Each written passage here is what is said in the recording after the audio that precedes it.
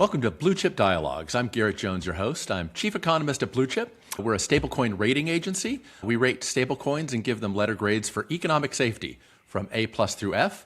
We've given plenty of Fs, but no A pluses. Our guest today is Cuy Sheffield. He's a head of crypto at Visa. He started off his undergraduate education at Pomona College. I grew up in Orange County myself. Pomona was nearby. So, Cuy, Pomona College is part of for the audience, is a consortium of a few colleges known as the Claremont Colleges. Pomona is one of those. Similarly, Visa started off as a consortium of different financial institutions. Tell me a little bit about what you think about the similarities and the differences are between the Claremont Colleges, one of which you went to, and Visa. Wow. First off, great to be here. I don't know if I've ever been asked. I've definitely never been asked that question. It's a great question. I've never thought about it. Pomona is an incredible place. I feel very lucky that I was able to go there and spend time at the Claremont Colleges. And I've been a big proponent of liberal arts from an early age. And my dad was actually a sociology professor. And I just always believe that, like, you want to learn how to learn. You want to learn how to think. You want to learn how to write. And just if you're preparing for a world that, who knows what it's going to look like 10, 20, 30 years from now, it's very hard to just specialize in one thing. I was a history major, so I'm sympathetic to this point. Right? Liberal arts is the way to go. Yeah. Liberal arts is incredible. Even more, I've been saying liberal arts for a long time, but even more so in this age of AI, I think liberal arts is incredibly valuable. And I had an amazing experience at Pomona. I also fell down the rabbit hole of student entrepreneurship. There was a vibrant community of kids that were trying to start companies and learning by doing. And we made every mistake possible. The company never got off the ground, but I learned more outside the classroom trying to build a company than I did in the classroom at times. And so I had an incredible experience at Pomona. That led to my first job in TrialPay, which was a Silicon Valley startup that there were a number of Pomona alums that worked at. And then TrialPay was acquired by Visa. In terms of the similarities between Pomona and Visa, which is a great question I've never thought about, the consortium, I think what's interesting about the Claremont Colleges, for anyone who's familiar with them, is all 5 of those schools are unique. They have their unique identities. They're specialized in different things. Harvey Mudd's more engineering, and Claremont McKenna's economics. Pomona's more generalist. Pitzer's more humanity. They all specialize, and then they all, in some ways, compete because they're different schools, and there's a bit of a rivalry. You actually have 2 sports teams. You have Pomona Pitzer, and you have Claremont Mudd Scripps, and there's a bit of Pomona versus CMS. But then they cooperate where you can take classes at all 5 schools. You share all the facilities. You share the dining halls. The social environment is shared. And I feel like that's really many of the tenets that Visa was founded upon. And I think that the story of Dee Hock in the early days of Visa and the principles that Visa was built upon were just incredible and are even more important today than they ever were. And I think one of the biggest takeaways from Dee Hock was the importance of balancing cooperation and competition.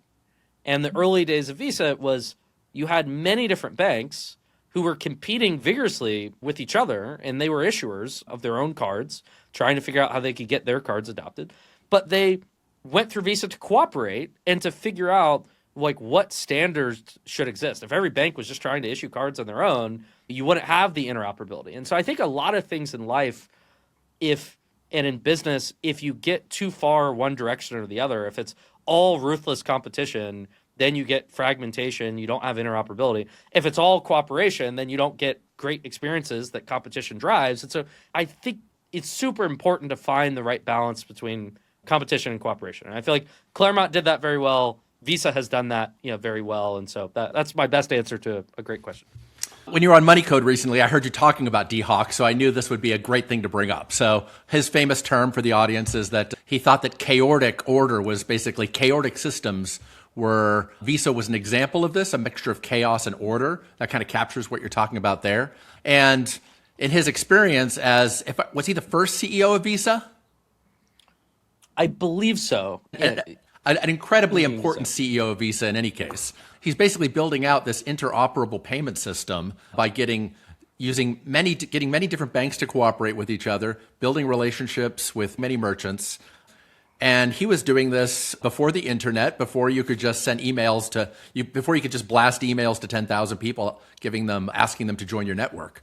What are the lessons of his experience with chaotic systems to this new wave of internet payment systems that you've been watching up close?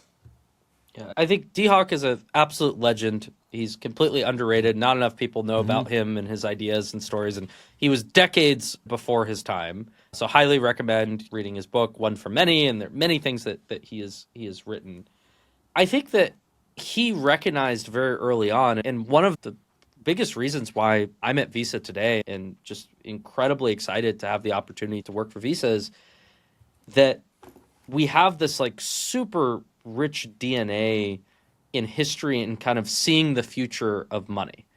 And you can read things that Dee wrote in the 60s and 70s and 80s, and he talked about money is just going to be electronic. Visa was not designed to be a credit card company. And that was just one form. It was like he saw the addressable market for Visa as all transfers of electronic value. And there's going to be an infinite number of ways electronic value is transferred across the world. And you're going to need the ability to organize that and to make it secure and to make it interoperable. And so like cards were just one part of that and one early part of really the first way that electronic money started to emerge, but they were by no means the end state and the finishing product. And so I think he recognized that very early on. And then there are a number of parallels between the early days of Visa and crypto today. And arguably Visa was actually one of the first, almost like a yield farm. Visa distributed ownership and governance of the entity in proportion to payment volume driven over the network.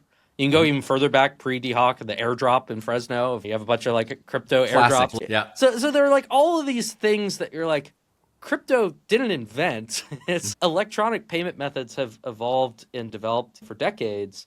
And it wasn't a surprise. It was expected that like money is just going to become more digital. And I think the other thing that Dee talked a lot about is like the concept and asking the question of what is a bank from first principles. And just he would say that like a bank is really any institution that can manage the secure storage and exchange of value. And that's a very different definition than when you hear bank and the legal term, like what is a bank and who's a bank today.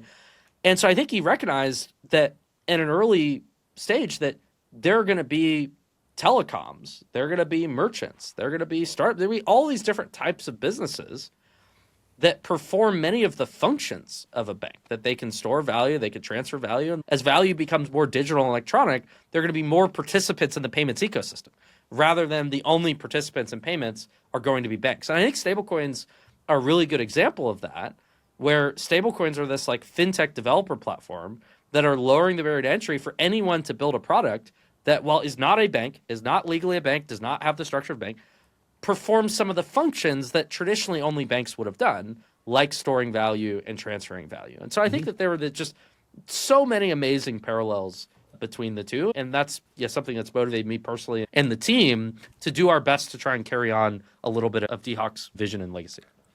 So I didn't know that Dee Hock had actually foreseen the transition to electronic payments, but it reminds me of the Netflix experience, right? The founders of Netflix said they started off as a DVD by mail company. That's how I got to know them when I was growing up. And the founders of the company said publicly when they started switching to online, they said, we named the company Netflix, not DVDs by mail. They basically foresaw that all of this was going to be online streaming. You weren't just going to order the DVDs electronically and then have them. Similarly, it sounds like Dee Hock knew that we weren't going to be using those mechanical devices to imprint the cards forever. That was just a holding point. I'm old enough to remember those. You probably have never seen one yourself. What are those devices called? Somebody must know. Like the zip zap machines that like the zip zap machines you would use to run over a card. Yeah. I love the idea of the company is not named Visa Card for a reason. That's a great point. Yeah. He chose the term Visa because he knew it was understood in many languages and it meant universal acceptance. So it just has a nice meaning to it. Yeah. And I think there's also just this really interesting corporate history and like legacy of seeing technology trends early and taking a very long-term view and building into them and being able to successfully navigate them and come out the other side with even more value that we can create for the ecosystem. And so if you think about Visa pre-internet, like Visa was a great product and network of credit cards that we use brick and mortar, and the first electronic payments system that really existed and scaled. And then you have this massive disruptive shift coming of the internet and e-commerce. And in many realities, you could say, oh, like that had to have changed the company that would have powered payments. Like the difference between walking into a brick and mortar and like paying online, like that's completely different. But guess what? Like it was because of Visa that e-commerce worked. And like we played a major role in making sure that people could get comfortable putting a card or a card number into a website to buy something. And so coming out the other side of the internet, Visa was a kind of much more established, innovative, effective company at powering all new types of commerce that we weren't when we were just brick and mortar. And I look at stablecoins and this broader trend of things coming on chain as another like internet-like moment that I would argue we were relatively early to, and all relative compared to other large payment companies. I think we've had a very long-term view. I think we're incredibly excited about and making deep investments in. And I expect that when we look back 5 to 10 years from now, we're going to say, wow, Visa was like a great company that was able to power all types of commerce, like in brick and mortar and on the internet. And then now Visa's on chain, and Visa's able to do all these incredible things that like we'd never been able to do just on the internet with stablecoins on blockchains. And so it's this whole new addressable market that's opening up and expanding. And I think we get so excited about just the pie is going to continue to grow for everyone. And we've got such an opportunity to help accelerate the adoption of many on-chain use cases and on-chain payments, doing that with our trust and our brand and the security and expectations of Visa, and doing that to continue to grow and expand the company. And so I think on-chain is going to have a lot of similarities to like the transition to online when we look back many years from now. So now this reminds me that Visa, like Netflix, both managed to avoid the innovator's dilemma. Clay Christensen's famous problem where because you love the customers you have, you're not thinking about the customers you could have 10 years from now. So you managed to make that leap once already with internet commerce. It looks like you're doing exceptionally well by global standards on adapting to crypto. Is there something inside the culture of Visa that makes this work? Is there something that you can point to? Or is this a sort of secret sauce that's hard to sum up? It's a good question. I think it's a combination of factors. One, I think we are a very partner-driven company. Like, we exist because of our partners and our clients. But that doesn't mean just the partners and clients today. We spend a lot of time, and what we've tried to do since we set up the crypto team 7 years ago, embedding ourselves in the ecosystem and saying, who are going to be the partners of the future? Yeah, and we've been doing this long before crypto. Think about Stripe and Square. It's never just been, oh, we have a set of partners today that are going to be the exact same partners that are going to drive commerce forever in the future. We've always seen that there are innovators in the payments ecosystem. And because of the role Visa plays, anyone who wants to really innovate in payments at scale usually ends up coming in through our doors in the office, and we welcome them in and say, hey, what do you want to do? What do you want to build? How can we help you? And so we tend to lean into who are the innovators in the payments ecosystem and how can we partner? How can we enable you? And I think that's led to successful stories like Square and Stripe. And then in crypto, it was companies like Coinbase and Crypto.com. And at the time, it was, would Visa even work with a crypto company? Could you issue a card as a crypto company? Crypto was like a little bit of a controversial word. And we said, we'd love to work with you. And so I think we benefited from having a culture of actively seeking out and embracing partners who we believed could have a shot at being the future partners that kind of drive more value to the network. And I think that's something that Visa's done very well for a long time. And then on the other side of it, what I've tried to do personally, both for like myself as well as my team and like the culture that we set is we like to use crypto and stablecoins. And it's like a very simple thing that if you're trying to drive innovation inside of a large organization, you're trying to figure out like what should we do with emerging technology. Like my general view is if someone isn't actively using the technology, like they have no right to have a view on like what you should do. It's just imagine like the internet's coming and you're trying to come up with an internet strategy and you've never gone online. You've never had a dial-up connection. You've never gone to a website. How hard would that be to be like, what impact's the internet going to have? And so what we did early on is we started setting up every wallet we could. Like we were in meetings, sending stablecoins back and forth to like people across the world. We're testing out blockchains. We're like in DeFi protocols. Like we've just had this culture of let's use the products. And I think that's mattered because that's how we understand how these products work. We understand the areas of improvement, what they need to do, how our products can improve them. And it's also when we go talk to clients, like it's very different when someone walks to the door. We're like, oh, I use your product and here's how I would recommend improving it versus I have no idea what you're talking about. You're like, I haven't even touched your product before. So that's something I care very deeply about. So this means that basically that Visa tolerates or even welcomes a lot of in-house R&D. Basically, a bunch of people goofing off, trying things out that may pay off a few years from now and may not. So it's R&D that in official government statistics wouldn't look like R&D. Yeah, I think the most simple form of R&D is learning by using products or trying to build products. I just think that you can't learn by writing a paper or like a PowerPoint. You learn by like actually looking and interacting with a product or trying to build a product. And so those are two things. Like we talk to clients, we use on-chain products, and we try and build on-chain products. And if you do those three things over and over every day for 7 years, it compounds. And then you can start to figure out where is the space going? Where are the opportunities? What should we build? How can we help our clients? And I think it's very simple. It's doing it consistently and having that mindset all throughout the organization. I wanted to turn to let you give a chance to give a quick overview of what Visa's business model is, just to let the audience know, like everyone has a Visa card. They see the name on the back. How does Visa get involved in the payment system? Whose money are they handling? Whose money are they not touching? Yeah, I think that the very simple way to think about this is that Visa is a network that enables companies all over the world to issue and accept cards. And a card could be in the physical manifestation. It could be digital, virtual, now tokenized card forms.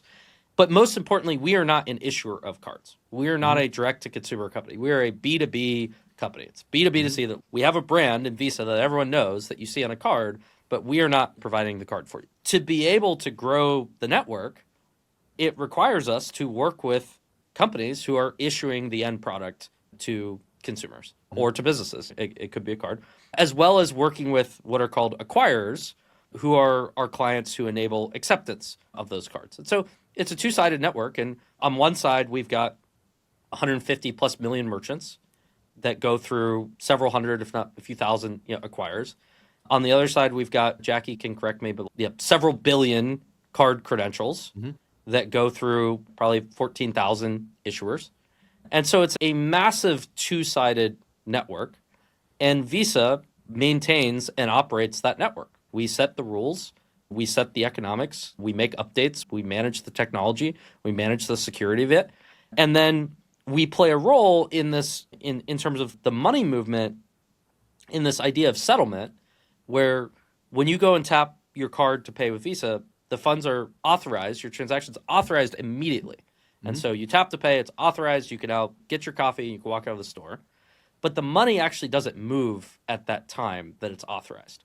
Instead, at the end of the day, we send a settlement report to all of the issuers who are offering those cards for all of the volume that their customers spent.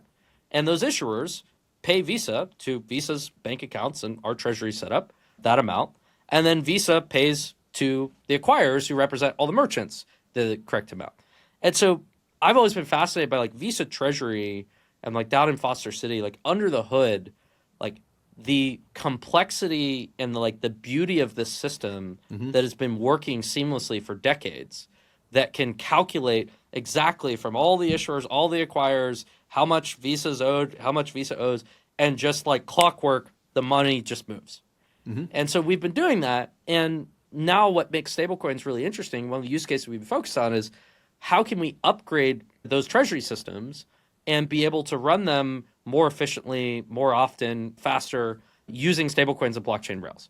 And so traditionally, we only settle 5 days a week. It's very hard to actually move money at scale on weekends or on bank holidays. And that was one thing that like even years ago, like when I would talk to our treasury team, they'd be like, bank holidays are a real challenge, particularly a global business. You realize there are different holidays in every country. And so like you have these limitations of, So wait a even minute, like Visa can't get payments on during bank holidays are a real challenge. And then it Amazing. impacts your credit settlement risk calculations because what happens if there's volume that's on a Friday night or a Saturday and you don't get paid from an issuer until Tuesday? And then you got to make sure, are they going to pay us till Tuesday? We haven't gotten paid. We got to make sure we have collateral from them. So there are all these complexities just based upon the fact that you can't move money 7 days a week. And so what are we doing with stablecoins? Blockchains don't take bank holidays. It's great. It's like blockchains just work 7 days a week. And so now we have clients that are issuers that settle with us 7 days a week and on bank holidays. And so then we have less of this settlement risk that we have to think about and have to have collateral to be able to protect against. And so I think that blockchains can enable the back end of Visa to function more efficiently, better, faster, more effectively than it ever has. And we're still in the very early days, but like seeing real promise in the value that they can provide. But the front end, we think works really well today. Apple Pay is great. You go and tap to pay. Anyone who has a card, like tap to pay, like working at a bunch of merchants. And so we don't think that the interface for consumer payments is a problem. We think that is great. It's the back-end money movement that's actually a challenge that needs to be improved. So we're very focused on how do we maintain and continue to improve and iterate on the interface, but like really upgrade the back end, leveraging all the power that stablecoins and blockchains have. Now, when it comes to handling these using the blockchain for settlement, one of the classic problems of stablecoins that get discussed is that there's no way to do chargeback, so at least no automatic easy way. And when there's business-to-business clearing going on, I'm wondering if those folks are sophisticated enough that smart contracts have actually been used to handle these problems, or whether we're still having to pick up a phone and tell somebody, oh, I meant to send 10,000, not 100,000. I'd say it hasn't really been an issue in the context of these business-to-business transactions, the same way that wires don't really have a great chargeback process. That like if someone sends a wire for the wrong amount, you got to call them up, have them so you can't just initiate a chargeback. So I think that's one of the reasons where we see stablecoins in the current form as really good back-end settlement infrastructure, but is not a great consumer-to-merchant payment method. Because if you're using it as a consumer-to-merchant payment method, you buy something online, you send them the stablecoin, and then the goods never show up, there is no chargeback. You have to call them up and hope that they give it back. And so I think for large value B2B, chargebacks are less of a requirement, and that's where stablecoins and instant settlement and being able to move funds 7 days a week, very effective. For consumers, like being able to have someone you could call is an important capability a lot of consumers want. Now, but for these B2B transactions where stables are being used for clearance, are a set of new protocols being invented to handle the hiccups that happen along the way? Or basically, is Visa able to just use all of its old protocols and codes and just import them over into the world of stables? I think it's a combination, and I think we're still figuring it out. Like, it's part of the problem. And my goal, and like going back, like we started stablecoin settlement, I think the first transaction that we did was in 2021. So we've been doing this for over 5 years now. It's not something we just turned on overnight because stablecoins got cool. It's just like, we looked at this and we said, okay, stablecoins could be useful for settlement. Let's start to experiment with it. And I felt like there's this, for any institution out there, like getting to your first on-chain transaction is like a really important milestone. And it's the same back to the internet analogy. At some point in the 90s, every large institution had to make a decision to say, you know what, we're going to get a corporate internet connection. We're going to set that up. We're going to give our employees emails, and we're going to put up a website.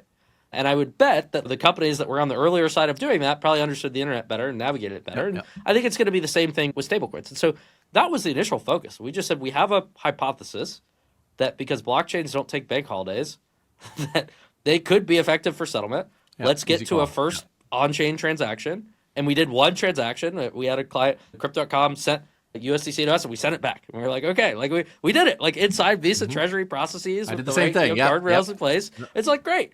And then it took multiple years to say, okay, how do we go from that one transaction to how can we do this like consistently 5 days? And then how can we do it 7 days? And what are the automated processes? And what happens if it goes wrong? And what about change? And so we've had to invent and iterate on that as it's grown. And it's still early. Like I think the latest public figure we've announced is based on end of December, we're at like a $4.5 billion run rate on stablecoin settlement, which is nothing in like contrast to like the trillions, tens of trillions of dollars that Visa moves.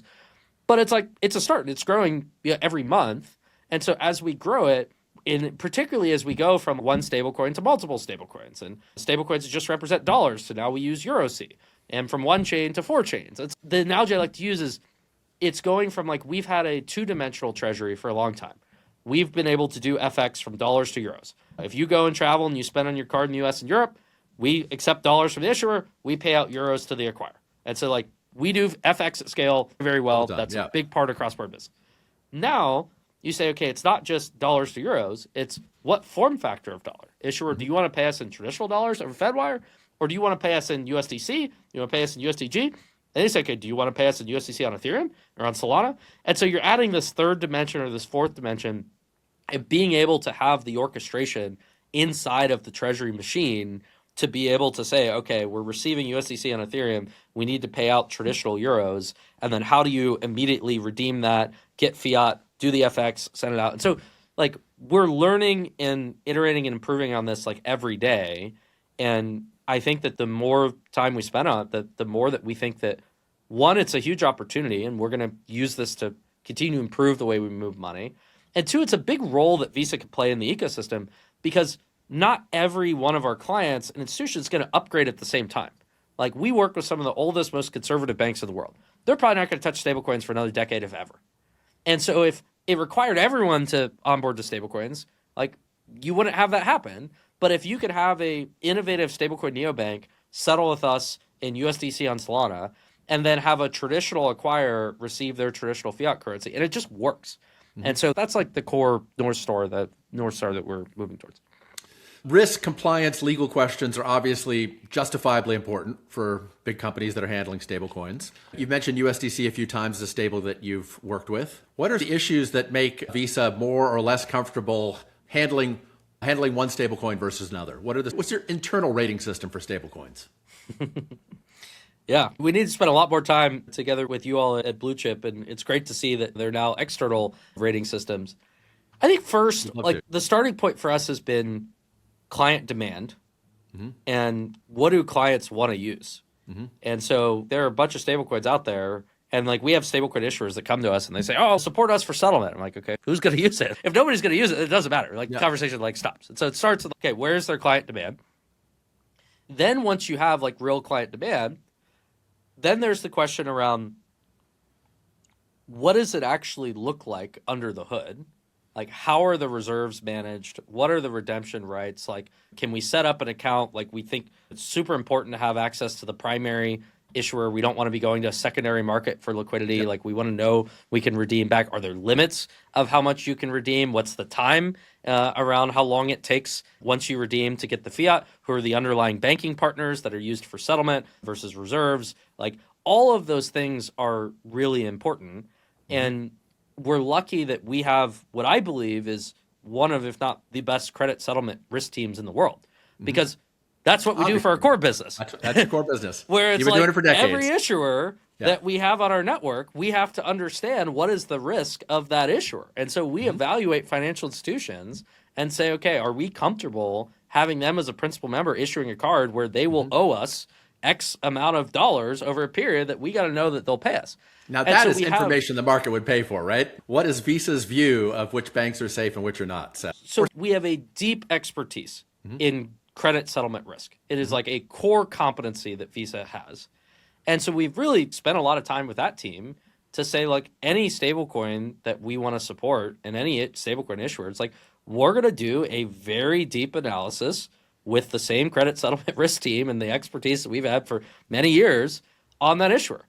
And as we do that analysis, like, I think that there's also, it's very easy to get in these like binaries of yes or no.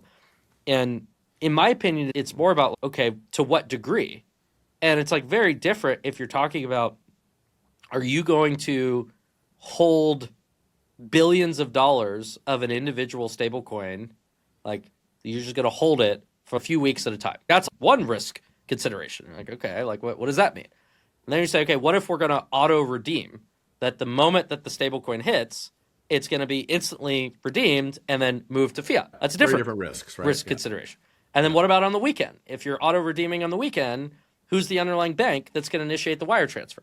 And are we confident in that bank? And then, well, we probably work with that bank as part of our core business. So how does that add up to the overall exposure of that bank that we have in general if we're moving stablecoins, relying on them sending wires? Is there RTP capability? Can we move 24/7? Or are we waiting till Monday for the wires? There are all these considerations. And then it's just what level of exposure? Are we talking $100,000? Are we talking $1 billion? Are we talking $1 billion? So it's not just this binary of yes or no. It's what level of exposure are we willing to have to any individual product and client, and how do we monitor that closely? How do we manage that? How do we upgrade it? Is there collateral against it? What do our agreements look like? How do we manage? Like, there are like all of these things that you have to do as a large institution to be able to protect yourself and your clients. And I think that we're still early in like adapting our expertise in traditional finance to the stablecoin world. But I think we're very well positioned to do that as well, or if not better than anyone. I want to give you a chance to tell the audience about Visa on-chain analytics. We at Bluechip are looking at it all the time. We love the data that you provide. It's a great public service for the crypto community and especially for folks who use stables. Tell us a little bit about what it's been doing, who you find using it, how you folks use it in-house, where it might be going in the future. Yeah, so huge shout out to the Allium team. We partnered with Allium on this a while ago, and they've been fantastic. And the genesis behind this was I started seeing this meme going around on crypto Twitter that was like stablecoin volume is passing Visa. And I think this was like the first era, maybe this is 2 years ago. I forget how long it's been doing this for a while. And it was the first time people were like starting to look at on-chain data for stablecoins. And the initial conclusion was this like viral graphic of stablecoins passing Visa. And I looked at it and I was like, myself, yes. I was like, that doesn't look right. There's like something about that. And so I was like, why don't we like unpack this a little bit? And it seems like this is a bit of an apples and oranges comparison. And let's actually look at the stablecoin data and let's figure out what's happening here and what can we learn from it. And we partnered with Allium. We started hiring and building internal on-chain data expertise ourselves. And I think as we looked at it, we realized that it requires like deep knowledge and nuance to like really understand this stuff. And for example, like the headline number of like total on-chain stablecoin volume, it includes high frequency trading. There are arbitrage. Exactly. Like we're looking like, I thought. We're like, this single address has done like $10 billion of volume in 2 days. We're like, that's not a payment address like that. And then we look at what they're doing. And it's like just back and forth. We're like, that doesn't make sense. It doesn't make sense at all. So we're like, you can't include that in a calculation of comparing Visa volume with NASDAQ high frequency trading because they're very different things. And so that was the first realization. So like, okay, let's create a methodology and let's set some limit around number of transactions and volume and let's like exclude those addresses. And then we looked at things like smart contracts, which I think are amazing. I think smart contracts are like such a fascinating property. But then we're like, how do smart contract interactions show up in on-chain data?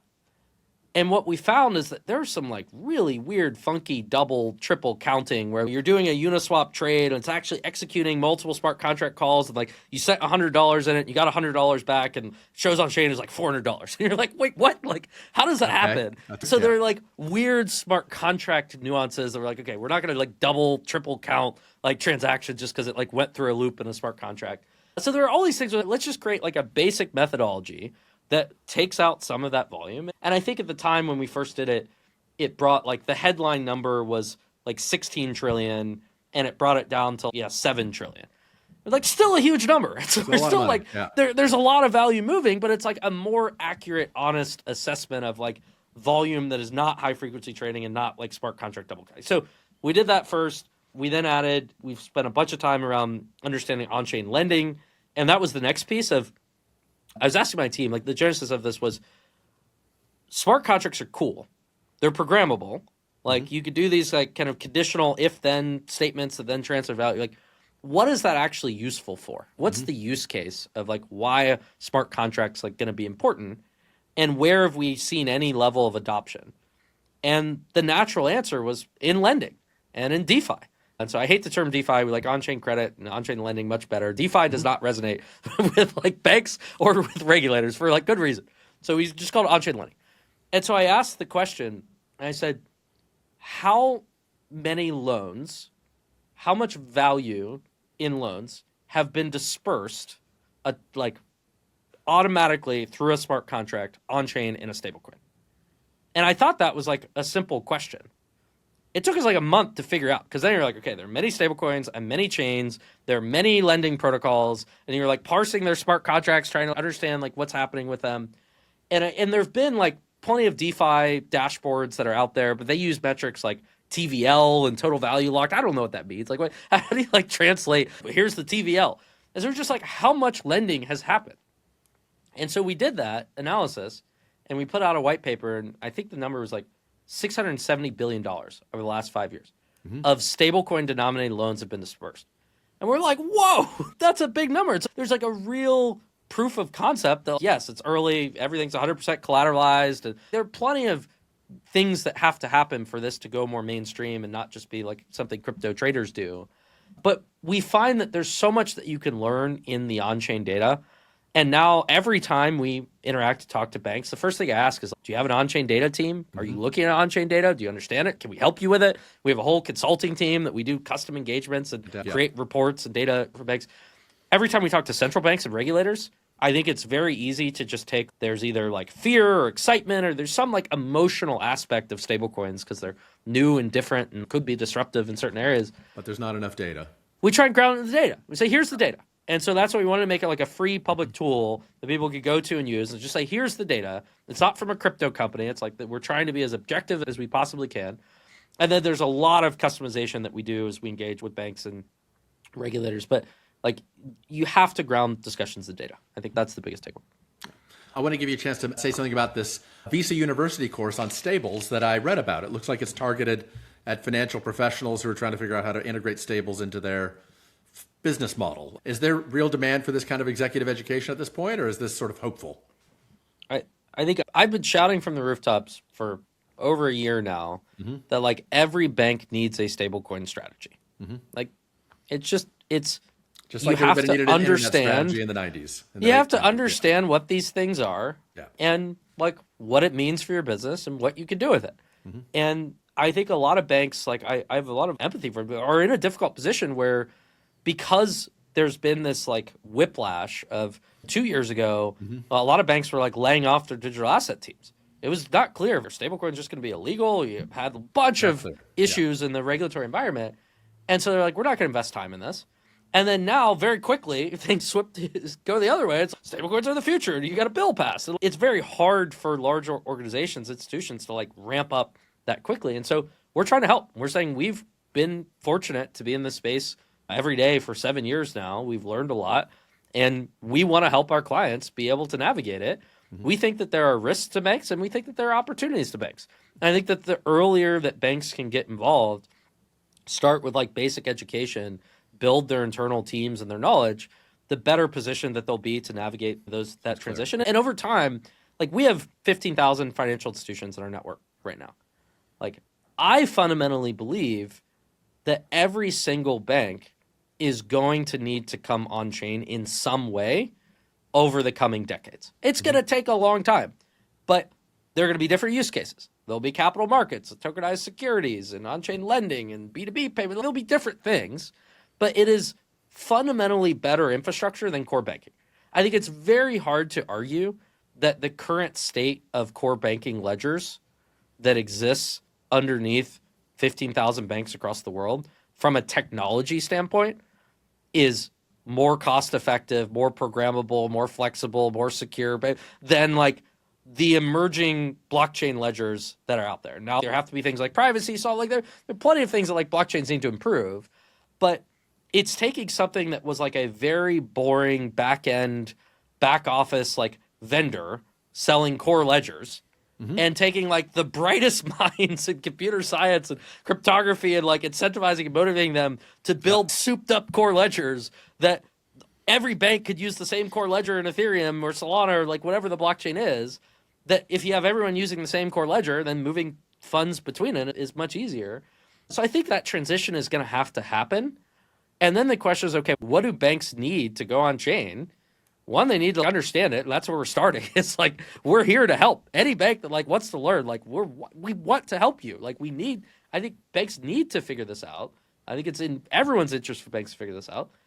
And then the question is, okay, now that you have a strategy, how do you execute? And then I think there are a bunch of things that we can do in building infrastructure to help banks come on chain. And I'm really excited about that opportunity. I look at our businesses, there's a whole new class of fintech that are stablecoin native companies building amazing neobanks, wallets, remittance platforms, like all different types. It's like global fintech.